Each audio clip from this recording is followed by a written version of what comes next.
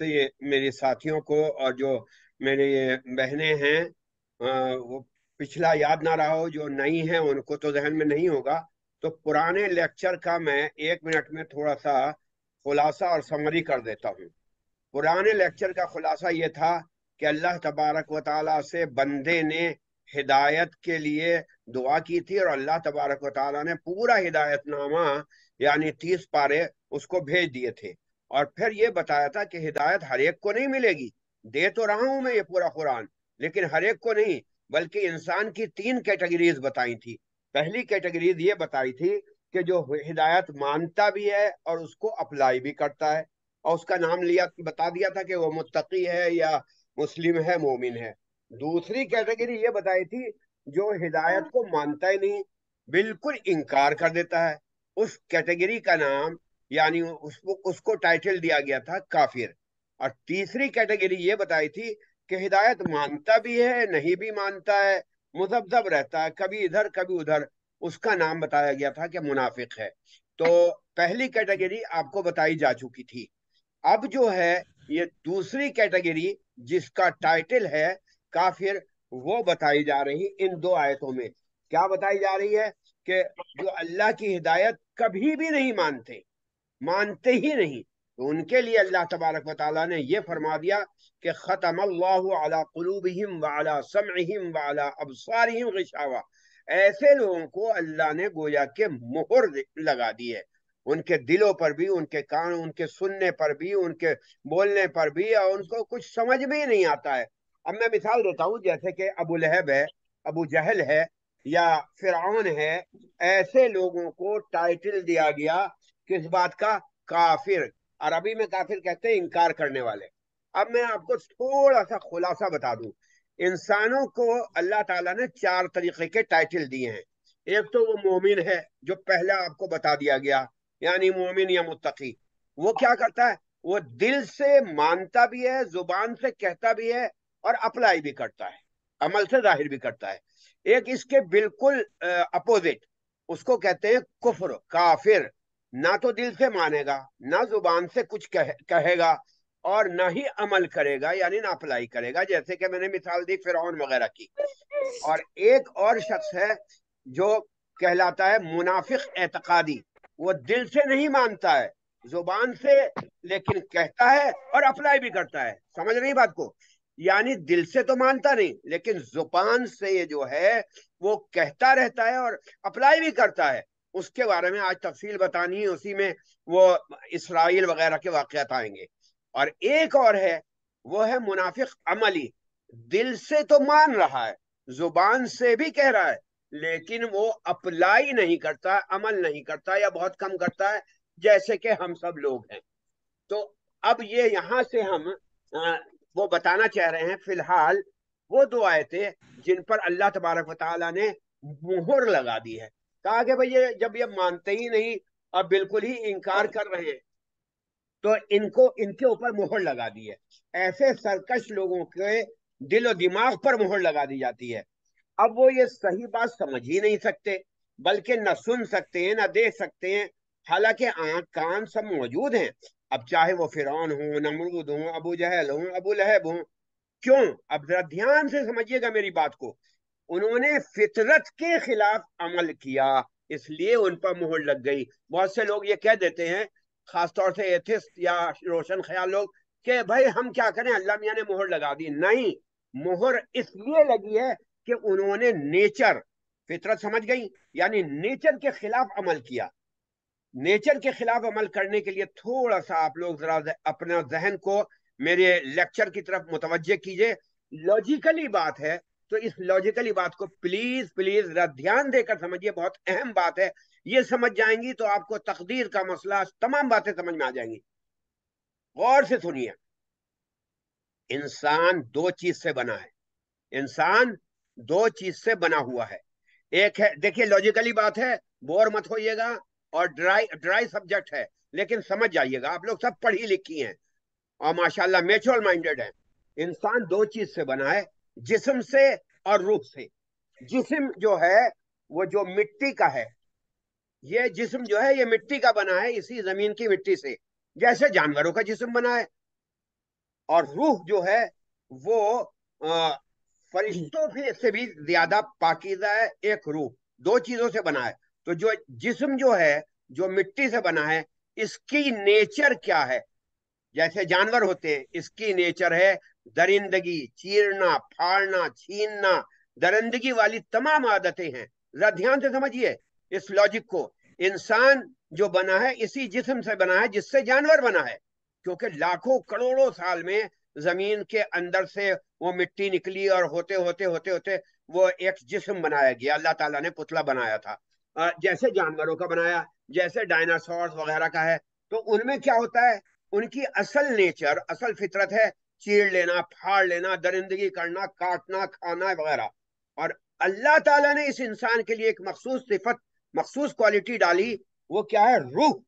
روح جو ہے وہ فرشتوں سے بھی زیادہ پاکیزہ ہے. یا اور یہی انسان کی شخصیت اور پرسنالٹی ہے. اس کو ہم اپنی زبان میں کیا کہتے ہیں؟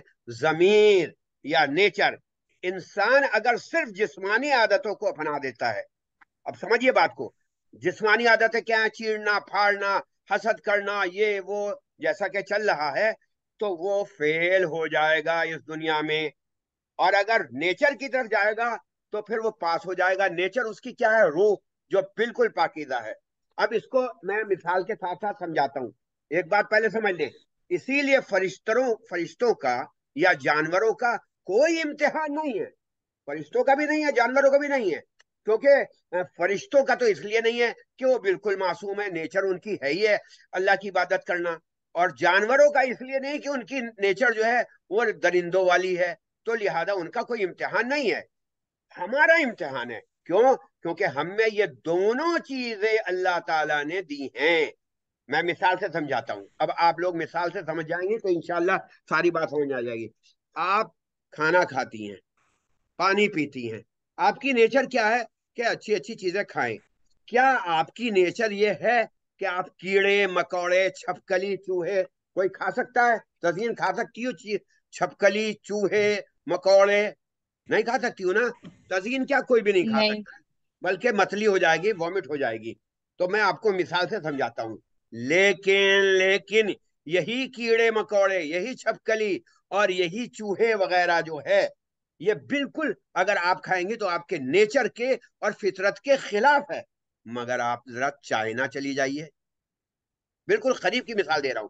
چائنا چلی جائیے، وہاں لوگ بڑے آسانی سے بھون کر جو ہے وہ چھپکلیاں بھی کھاتے ہیں، کیڑے مکوڑے بھی کھاتے ہیں. اور ان کی عادت اتنی بڑھ گئی کہ وہ نیچر کے اوپر غالب ہو گئی. جو انسان کی نیچر تھی نا وہ ختم ہو گئی. اور جو پاکیزہ نیچر تھی، آپ نہیں کھا سکتی ہیں، مجھے معلوم ہے، کیونکہ آپ کی ابھی نیچر جو ہے ویسی نہیں بنی ہے. لیکن ان کی عادت بن گئی وہ کیڑے. آپ کو آپ کے گھر میں کوئی مہمان آئے تو مثال کے طور پر ہم اصلی گھی میں بھون کر چھپکلیاں اور بڑھیا سی تشتری میں دے دیں تو وہ کھا لے گی یا آپ لوگ کھا لیں گے؟ پھینک دیں گے آپ، اور بلکہ متلی ہو جائے گی اور وامٹ ہو جائے گی. کیوں؟ کیونکہ آپ کی یہ نیچر نہیں ہے. نیچر چائنیز کی بھی نہیں ہے، لیکن وہ 60-70 سال سے عادی بنے ہوئے ہیں. تو ان کی عادت جو ہے، یعنی بری عادتیں جو ہیں، وہ نیچر کے اوپر غالب آ گئی. اور جب غالب آ جاتی ہے تو وہیں سے وہ انسانی گناہ یہ سب شروع ہو جاتے ہیں. اب ایک چھوٹی سی اور مثال لے لیے.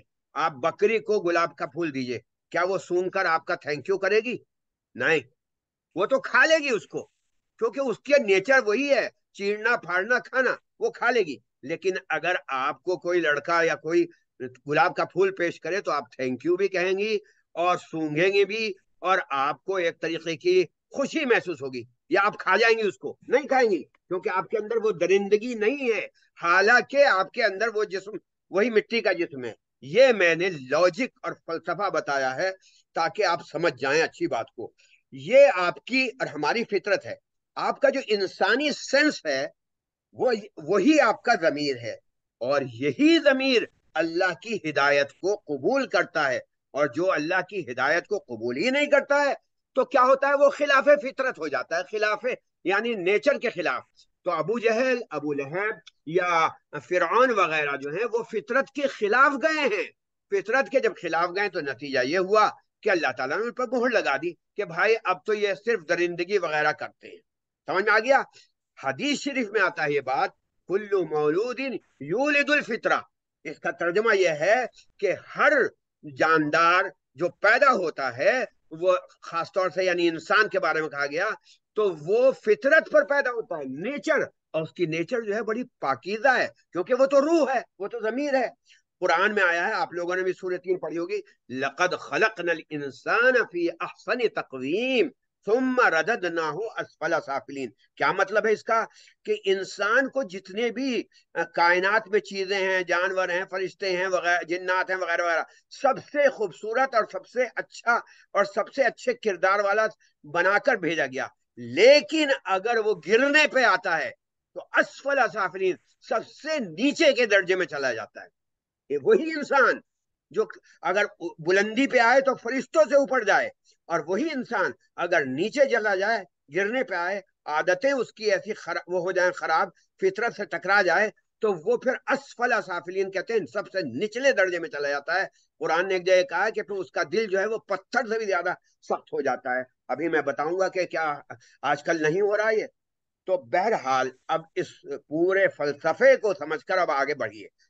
اس کا مطلب یہ ہے کہ انسان کے اندر اللہ تعالیٰ نے دو پاورز دی ہیں، ایک نگیٹو پاور اور ایک پازیٹو پاور، اور اللہ تعالیٰ نے فرمایا ہے سورہ شمس میں فَأَلْهَمَهَا فُجُورَهَا وَتَقْوَاهَا، کہ اللہ تبارک و تعالیٰ نے الہام کیا ہے، جیسے نبیوں کو ہوتا نا، ہر انسان کو، چاہے وہ میں ہوں، چاہے وہ تزین ہو، چاہے وہ شمع ہو، چاہے وہ عظما ہو، چاہے کوئی ہو، ہر انسان کے اندر اللہ تعالیٰ نے آج سے نہیں، بہت پہلے ہی جب ہماری روح وہاں بنی تھی، وہاں الہام کر دیا کیا؟ ایک تو وہ درندگی اور ایک وہ پاکیزگی، جس کو ہم کہتے ہیں ضمیر اور نفس۔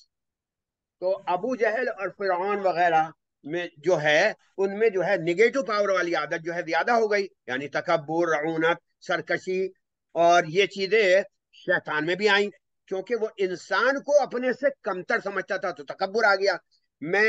اور آخر میں کیا ہوا؟ اس نے یہ کہہ دیا کہ میں اپنے سے کمتر مخلوق کو کیوں سجدہ کروں، اس انسان کو اپنے سے سپر کیوں سمجھوں، یہ انسان تو مٹی سے بنا ہے جو گندگی سے نکلی ہے اور گندگی کی طرف جاتی ہے۔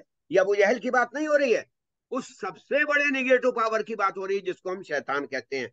تو شیطان نے کیا وہ کیا کہ میں آگ سے بناؤں، میں تو اوپر کی طرف جاتا ہوں اور فرشتوں سے مل جاتا ہوں، اور یہ سوچ کر اس نے کیا کیا، اس شیطان نے اللہ کی ہدایت کا ڈائریکٹ انکار کر دیا۔ دیکھیے ایک لفظ سمجھ لیجیے، ڈائریکٹ انکار، کیونکہ ابھی آئے گا انکار انسان بھی کرتا ہے، لیکن وہ ہیلے بہانے کر کے، کیونکہ اللہ تعالیٰ نے اسے ایسی عقل دی ہے۔ تو جب ڈائریکٹ انکار کر دیا، اللہ تعالیٰ نے اس کو ہمیشہ کے لیے مہر لگا دی۔ اور یہاں ایک بات اور اچھی طرح سے سمجھ لیں، خاص طور سے میری تمام شاگردان وغیرہ اچھی طرح سمجھ لیں، ایک نقطہ ہے، وہ کیا؟ شیطان نے اللہ کی عبادت کا انکار نہیں کیا تھا کہ میں آپ کی عبادت نہیں کروں گا، یہ بھی نہیں کہا تھا کہ اللہ میں آپ کا سجدہ نہیں کروں گا، عبادت کا انکار نہیں کیا تھا۔ ہم لوگ کہہ دیتے نا وہ بڑا عبادت گزار ہے، وہ اللہ والا ہے، عبادت کا انکار نہیں تھا، مگر اللہ کا جو انسٹرکشن تھا، اللہ کی جو ہدایت تھی، اس کو ماننے سے انکار کر دیا۔ سمجھے آپ؟ اس کو ماننے سے انکار کرنے کا نتیجہ یہ ہوا کہ اللہ تعالیٰ کو غصہ آیا، اللہ تعالیٰ نے کہا کہ سب کو دکھا دیا، انسان کو، فرشتوں کو، کہ جو میری ہدایت نہیں مانے گا وہ ہمیشہ کے لیے مردود ہو جائے گا۔ خلاصہ کیا نکلا میری بہنوں؟ اللہ کی عبادت اگر ہم اپنی طرف سے پوجا پاٹ یا کچھ بھی کرتے رہیں، نہیں، وہ عبادت نہیں کہلائے گی۔ اللہ کی عبادت یہی ہے کہ اس کا حکم مان لو۔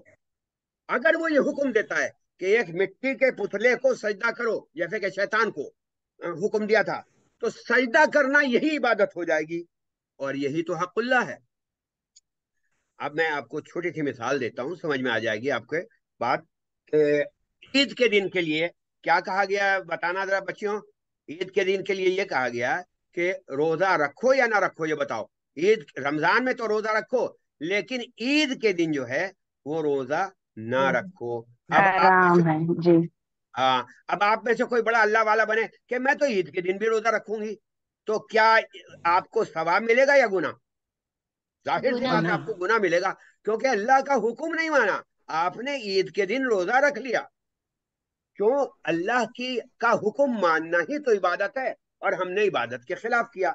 چلو ایک اور مثال دے دیتا ہوں، بہت ویسی مثال ہے کہ آپ کے پاس بہت سارے پیسے ہیں، اللہ نے آپ کو حکم دیا کس بات کا کہ پیسے آ جائیں تو حج کرو، آپ نے کیا کیا؟ آپ نے اپنی عقل لڑائی۔ بڑے آرام سے انسان جو ہے عقل لڑاتا ہے، وہ یہ کہے گا کہ چلو چھوڑو، میں حج تو نہیں کرتا ہوں، میں غریبوں میں پیسہ بانٹ دیتا ہوں۔ ٹھیک ہے، غریبوں میں آپ نے بانٹ دیا، اچھا کام کیا، لیکن کیا آپ کو حج کا ثواب مل جائے گا؟ نہیں ملے گا۔ کیوں؟ اس لیے کہ اللہ نے حکم دیا تھا کہ جب پیسہ آ جائے تو حج کرو، آپ نے حج نہیں کیا، بلکہ کیا پہلے کیا حج آپ نے؟ کرنا. حج کے بجائے آپ نے غریبوں میں بانٹ دیا کہ بھائی ہم تو غریبوں میں بانٹ رہے ہیں، حج کا ثواب نہیں ملے گا، کیونکہ اللہ کا حکم تھا۔ کیا حکم تھا، کیا ہدایت تھی کہ حج کرو۔ ایک اور مثال دے دیتا ہوں، اس مثال سے آپ کو بات اچھی طرح سمجھ میں آ جائے گی۔ آپ کے قریبی اور محسوس مثال دیتا ہوں، انشاءاللہ تمام لڑکیوں کو بھی اور لڑکیوں کی والداؤں کو بھی سمجھ میں آ جائے گی۔ میں مثال دیتا ہوں، مثال کے طور پہ آپ کے گھر میں لڑکے والے لڑکی کو دیکھنے کے لیے آئے، ٹھیک ہے، رشتے کے لیے آئے لڑکی کو دیکھنے کے لیے۔ اب جو میں بات بتانے جا رہا ہوں غور سے سنیے گا، لڑکے والے لڑکی کو دیکھنے آئے، لیکن لڑکی نے دیکھ کر لڑکی نے دیکھ کر کچھ ماحول کو، کچھ اس بات کو سمجھ کر لڑکی نے ڈائریکٹ انکار کر دیا، کہا کہ میں تو ایسے ایسے گھرانے میں نکاح نہیں کرتی ہوں۔ تو یہ اللہ نے اس کو حق دیا تھا، اور یہی وہ حق العباد ہے کہ آپ نے اپنی لڑکی کو دے رکھا ہے۔ اب آپ کہیں گے ہمارا سماج، ہمارا ماحول یہ تو اس کے مخالف ہے، ہوا کرے، لیکن حکم اللہ کا یہی ہے تو کوئی حرج نہیں، اس لیے کہ اللہ کے حکم کو ماننا ہی اصل اصل چیز ہے۔ ایک اور چھوٹی سی مثال دیتا ہوں، مثال کے طور پہ قربانی کرنی ہے، لیکن قربانی کا پیسہ جو ہے ہم نے غریبوں کو دے دیا، ارے چلو غریبوں کو دے دیں، قربانی جو ہے کیوں کریں ہم، کسی کی جان کیوں لیں؟ نہیں، اللہ کا حکم ہے، ہدایت ہے کہ قربانی کرو تو قربانی کرنی ہوگی، ورنہ آپ کو ثواب نہیں ملے گا اس کا۔ تو اصل عبادت کیا ہوئی جناب؟ اصل عبادت ہوئی اللہ کی ہدایت کو ماننا، جو اس نے 30 پاروں میں رکھی ہے۔ یہاں ایک مجھے چھوٹا سا واقعہ یاد آتا ہے، میرے والد صاحب نے سنایا تھا، اور میں نے بعد میں پڑھا بھی، بڑا اچھا ہے، آپ لوگ بھی سن لیں۔ چھوٹی سی کہانی ہے بے صفحے کی۔ محمود ایک بادشاہ تھا اور ایاز اس کا نوکر تھا۔ آپ لوگوں نے بھی سنا ہوگا، محمود ایاز ایک ہی صف میں کھڑے ہو گئے، محمود و ایاز۔ تو چھوٹی سی کہانی ہے، سن لیں۔ تو ایاز سے سارے درباری، سارے نوکر جو ہیں جلتے تھے، حسد کرتے تھے کہ یہ محمود بادشاہ جو ہے اس کو بہت چاہتا ہے، بہت محبت کرتا ہے۔ تو محمود بادشاہ کو بھی پتا لگ گیا کہ ہاں یہ سب لوگ جلتے ہیں، کہنے اچھا ایک دن امتحان کے طور پر سب کو بلا لیا، ایاز کو بھی بلا لیا، اپنے نوکر کو اور درباریوں کو بھی، اور جو اس کے تاج کے اندر بہترین ہیرا جو تھا جڑا ہوا، کہتے ہیں کوہ نور سے بھی زیادہ قیمتی تھا، وہ نکال کے رکھا اور سامنے ہتھوڑی رکھ دی، اور درباریوں سے کہا اسے توڑ دو۔ تو درباری سمجھ گئے کہ یہ ہمارا امتحان لے رہا ہے، اتنا قیمتی ہیرا ہم سے توڑوا رہا ہے۔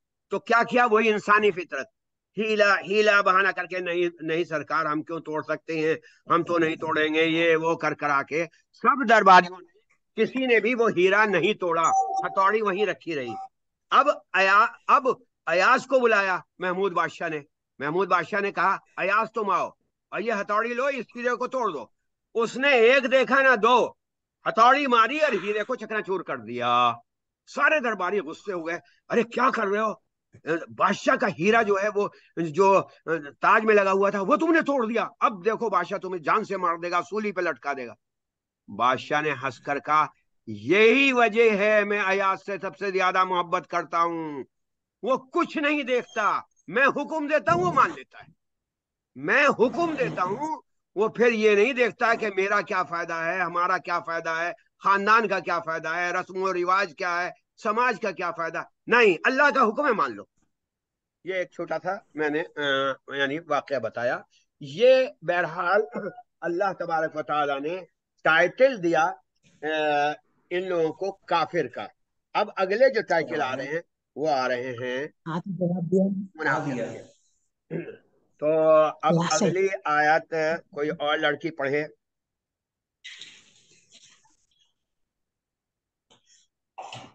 ہاں یہاں سے پڑھیں، 3 آیتیں پڑھیں استگ، کوئی بھی پڑھیں، صبا آپ پڑھیں یا سدرا، کوئی بھی پڑھیں۔ جی خیر.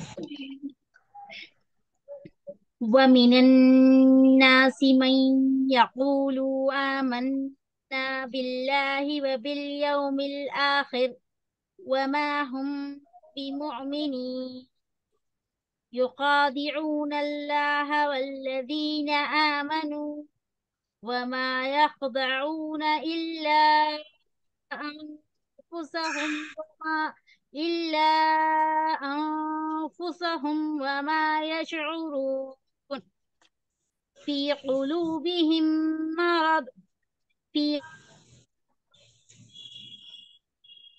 الله مرضا ولهم عذاب أليم بما كانوا يكذبون.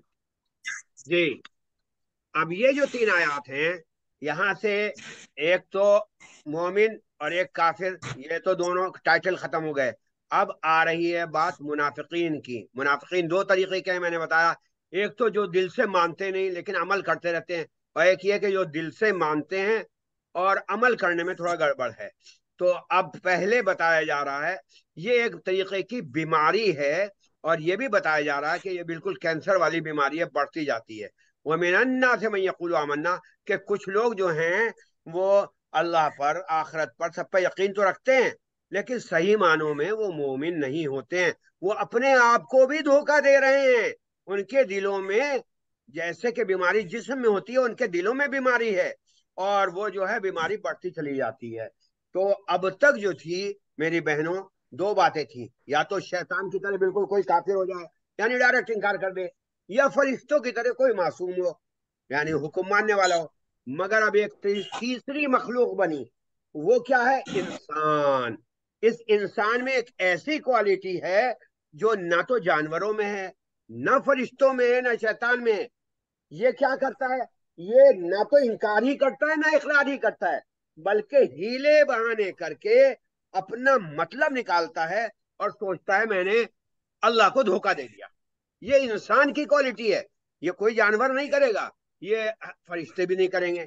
یہ انسان کبھی زبان سے اور دل سے تو اللہ کی ذات مان لیتا ہے مگر اپلائی نہیں کرتا ہے، اور کبھی اس کا الٹا ہوتا ہے، کبھی دل سے بھی نہیں مانتا، اپلائی بھی نہیں کرتا. ایسے لوگوں کو منافق کہا جاتا ہے. اب منافق کی کیا کیا قسمیں ہیں؟ منافق میں ہم بھی شامل ہیں، منافق میں یہودی اور اسرائیل بھی شامل ہیں، میں بتاؤں گا. یہ منافق دراصل دو طرح کے ہوتے ہیں. ایک تو منافق ہوتا ہے تھیوریکل. تھیوریکل کا مطلب یہ ہے اعتقادی. اور ایک منافق ہوتا ہے پریکٹیکل. پریکٹیکل کا مطلب یہ عمل. تو اب یہ منافق کا لفظ ذرا خاص طور سے میری وہ شاگردائیں جو پڑھ رہی ہیں لفظ کو سمجھ لیں تو ساری بات سمجھ میں آ جائے گی. یہ میں کلیئر کر دیتا ہوں. نفق عربی کا لفظ ہے. نفق عربی میں ایسے غار کو کہتے ہیں جس کے دو دہانے ہوں یعنی دو منہ ہوں. عام طور پر یہ جو لومڑی ہے نا وہ ایک دہانے سے گھستی ہے اور جب شکاری پیچھا کرتا ہے تو دوسرے دہانے سے نکل آتی ہے. عربی میں دو منہا سانپ، کبھی دو منہا سانپ دیکھا ہے؟ اس کو بھی نفق کہتے ہیں. تو یعنی اس کے ڈیفینیشن میں آپ کو دو روخا پن مل جائے گا. اس کی ڈیفینیشن سے آپ لوگ سمجھ گئی ہوں گی کہ یہ جو ایسی بیماری ہے کہ اس کے اندر دھوکہ دینا، دوغلا پن، ریاکاری، دکھاوا، دو طرفہ اپنا مطلب حاصل کرنا، جھوٹ بولنا پڑے، غیبت کرنی پڑے، وعدہ خلافی کرنی پڑے، فتنہ فساد کرنا پڑے، سب کے سب یہ نفق یعنی منافقت میں شامل ہو جائیں گے. آپ نے کبھی دیکھا کہ جانور بھی منافقت کر رہا ہے یا فرشتوں کو منافقت کرتے دیکھا کہ وہ دوغلا پن کر رہے ہیں، دکھا کچھ رہے ہیں، کر کچھ رہے ہیں؟ یہ صرف انسان ہی کے اندر ہے. حدیث شریف میں آتا ہے اذا حدث کذب. یہ چار نشانیاں ہیں منافق کی. اذا حدث کذب، جب بولے گا وہ تو جھوٹ بولے گا. جھوٹ بول. اور اذا وعد اخلف، جب وہ وعدہ کرے گا تو خلاف ورزی کرے گا. واذا خاصم فجر، اور اگر کسی سے لڑائی جھگڑا کرے گا تو آپے سے باہر ہو جائے گا، بد تہذیبی پہ اتر آئے گا. واذا عاہد غدر، اور اگر کسی سے عہد کرے گا جیسے قوموں میں ہوتا ہے تو اس کی خلاف ورزی کرے گا. اچھا اب اس بیماری کے مختلف نام ہیں. کبھی شکوک شبہات کی وجہ سے یہ منافقت ہو جاتی ہے، زبان سے جھوٹا اقرار رہتا ہے مگر دل میں شکوک شبہ جنم لیتے رہتے ہیں. ارے یار قرآن نے تو یہ کہا ہے، حدیث میں تو یہ کہا ہے. اب قرآن کو تو کوئی برا نہیں کہہ سکتا ہے، لا کر کہاں تان ٹوٹتی ہے ارے یار یہ مولویوں نے غلط بتا دیا ہمیں، ارے یار یہ ایسا کر دیا، تو نتیجہ کیا ہوتا ہے؟ دل میں شکوک شبات رہتے ہیں، اس کے لیے پورا یقین نہیں ہوتا، ہدایت الہی پر عمل کبھی کرتا ہے کبھی نہیں کرتا ہے، ہدایت سنتا ہے مگر اپلائی نہیں کرتا، اپلائی کرنے میں ہیل حجت کر دیتا ہے، یار ایسا نہیں ایسا کرے۔ یہ بیماری خاص طور سے آپ کو جو روشن خیال اپنے آپ کو کہتے ہیں ان میں زیادہ پائی جاتی ہے۔ ایک اور بیماری ہے جو ہم سب میں 90% ہے، وہ کیا ہے بیماری؟ اپنا فائدہ چاہنا۔ اس میں حق اللہ تو ادا کر دیتے ہیں، یار نمازیں بھی پڑھ رہے ہیں، روزہ بھی رکھ رہے ہیں، حج بھی کر رہے ہیں، تمام کام کر رہے ہیں، مگر حق العباد سے بالکل غافل ہو جاتے ہیں۔ اپنا مفاد، چاہے وہ سماجی مفاد ہو، اکنامیکلی مفاد ہو، یعنی کسی قسم کا بھی مفاد ہو، مصلحت اور حکمت کا نام لے کر اللہ کی ہدایت کو توڑ موڑ کر گول مول کر دیتے ہیں۔ وہ مفاد چاہے دولت کا ہو، شہرت کا ہو، عزت کا ہو، سیاست کا ہو، تجارت کا ہو، جسمانی مفاد ہو، نفسیاتی مفاد ہو، بس ہر ایک دوسرے سے فائدہ چاہتا ہے۔ اگر نہیں سمجھ میں آ رہا ہے تو آپ ذرا پلیز مہربانی کر کے آپ اپنے آس پاس نظر ڈال کر دیکھیں، کیا بھائی بھائی کا حق ادا کر رہا ہے یا اس سے فائدہ اٹھانا چاہتا ہے؟ کیا بیٹا باپ کا حق ادا کر رہا ہے یا اس سے فائدہ اٹھا رہا ہے؟ کیا باپ اولاد کا حق ادا کر رہا ہے یا اس سے فائدہ اٹھانا چاہ رہا ہے؟ کیا بیوی شوہر کا پورا حق ادا کر رہی ہے یا صرف فائدہ اٹھا رہی ہے؟ شوہر کیا بیوی کا حق ادا کر رہا ہے یا صرف فائدہ اٹھا رہا ہے؟ سمجھتے جائیے، بلکہ ہر ایک دوسرے سے صرف فائدہ اٹھاتا ہے۔ گویا اللہ کو انسان، اللہ جو ہے اللہ کو انسانوں کو دھوکہ دینا چاہتے ہیں، اللہ کو بھی انسانوں کو بھی۔ ایسے لوگوں کے لیے آیت میں بتلایا گیا کہ وہ سمجھتے ہیں ہم نے سب کو دھوکہ دے دیا، اللہ کو بھی نہیں، ایسا نہیں ہے۔ یخادعون اللہ والذین آمنوا، حالانکہ وہ کیا کر رہا ہے؟ وہ وما یخدعون الا انفسهم، وہ اپنے آپ کو دھوکہ دے رہا ہے۔ اسی کو تو نفاق کہتے ہیں۔ اب یہ نفاق جو ہے یہ زیادہ تر عملی ہوتا ہے، اور کبھی کبھی یہ بڑھ بھی جاتا ہے، بڑھ کر جو ہے یہ نفاق اعتقادی بھی بن جاتا ہے۔ یہ نفاق اب غور کر لیجئے، یہ نفاق ہم لوگوں میں ہے یا نہیں بتانے کی ضرورت نہیں ہے۔ تو یہ مرض بڑھتا ہے۔ کوئی 3 آیت اور پڑھے، اور یہ دیکھیے یہ یہاں ختم ہونے والا ہے، 5 منٹ رہ گئے ہیں، تو 3 آیات پڑھ لیں، اس کے بعد پھر میں دوبارہ آؤں گا۔ اور جی جی پڑھیے، جلدی پڑھیے، پھر ٹائم ختم ہو جائے گا۔ وَإِذَا قِيلَ لَهُمْ، وَإِذَا قِيلَ لَهُمْ لَا تُفْسِدُوا فِي الْأَرْضِ قَالُوا إِنَّمَا نَحْنُ مُصْلِحُونَ أَلَا إِنَّهُمْ هُمُ الْمُفْسِدُونَ وَلَكِنْ لَا يَشْعُرُونَ وَإِذَا قِيلَ لَهُمْ آمِنُوا كَمَا آمَنَ النَّاسُ قَالُوا أَنُؤْمِنُ كَمَا آمَنَ السُّفَهَاءُ أَلَا إِنَّهُمْ هُمُ السُّفَهَاءُ وَلَكِنْ لَا يَعْلَمُونَ۔ تو ابھی تو میں نے بتائی تھی ایک بیماری تو عوام کے اندر ہے وہ بھی منافقت، یعنی اپنا فائدہ چاہنا۔ ایک بیماری یہ تھی کہ جو روشن خیال اپنے آپ کو ذرا عقل مند سمجھتے ہیں۔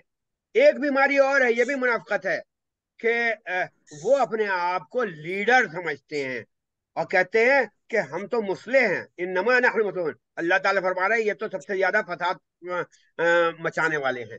تو یہ نفسیاتی بیماری لیڈروں کی وجہ سے زیادہ ہوتی ہے، لیڈر ہوں، دانشور ہوں، یا جو بھی بڑے ہوں۔ یہ لیڈری کا بھوت کیوں ہوتا ہے؟ اپنی خود نمائی یا اپنی شہرت اور کچھ تکبر کی وجہ سے۔ یعنی انسان اپنے آپ کو سمجھدار اور عقلمند اور بڑا سمجھتا ہے، اور دوسروں کو بیوقوف اور جاہل۔ اسی لیے اپنے ہر فتنے فساد کے کام کو اصلاح کہتا ہے کہ بھائی میں تو اصلاح کر رہا ہوں۔ اسی لیے اللہ تعالیٰ نے فرما دیا کہ یہ لوگ اصلاح نہیں کر رہے ہیں، بلکہ سب سے زیادہ فساد تو انہی لوگوں کی وجہ سے پھیل رہا ہے۔ اور واقعی جن لوگوں نے قوموں کی ذمہ داریاں لے رکھی ہیں، اس میں غلط فیصلوں سے پوری قوم کو زوال آ جاتا ہے۔ میں بتاؤں گا آگے۔ یا گھر کے جو بڑے ہیں یا بڑی ہیں، کبھی کبھی غلط فیصلہ ہو جاتا ہے اور گھر کا ماحول گڑبڑ ہو جاتا ہے۔ اس آیت پر ہمارے گھر کے بڑے اور بڑی بھی ذرا غور کر لیا کریں۔ بہرحال ایسی صورت میں کیا ہوتا ہے؟